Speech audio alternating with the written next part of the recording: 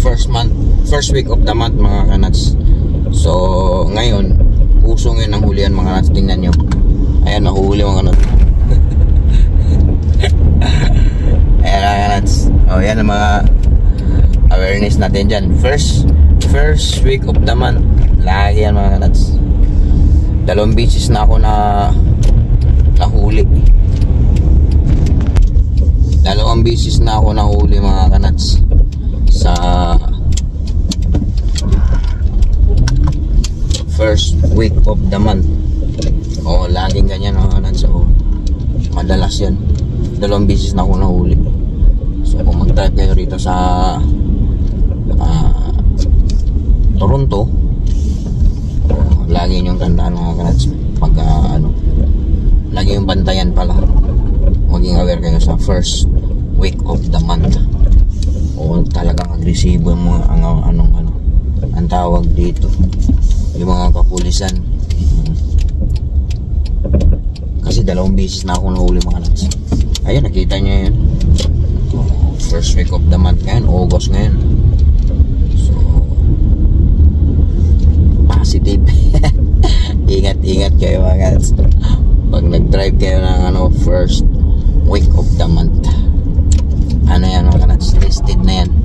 Kanina muntik na ako kanina nung hinatid ko yung anak ko sa co-op niya. Muntik na, buti napapansin ko, kaya naging aware na ako mga kanats. So pagbalik ko mga kanats, galing sa paghatid ko sa anak ko, pagbalik ko nandoon nakaabang. Hindi naman doon sa doon sa kabila yung nakita ko yung pagpunta ko sa trabaho ng anak ko.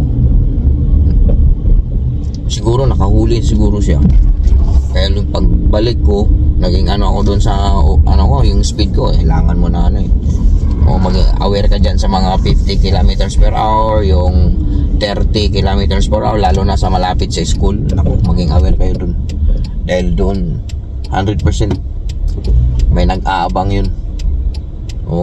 Pag first week of the month, lagi yan mga nuts. Kasi 2 beses na ako nahuli.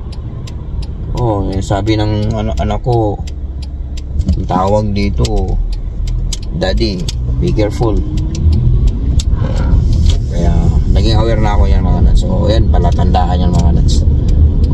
Lagi kayong aware pag first week of the month.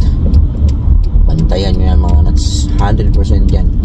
Maging yan, aktibo yan mga yan. Kung hindi yan nagraradar mga nuts, kung hindi yan nagraradar, nag-aabang yan. Kaya yan, ko lang, awareness para matuto kayo kasi 2 beses na ako nahuli. Bakit ako mga nuts, saklap yun mga nuts. 100 plus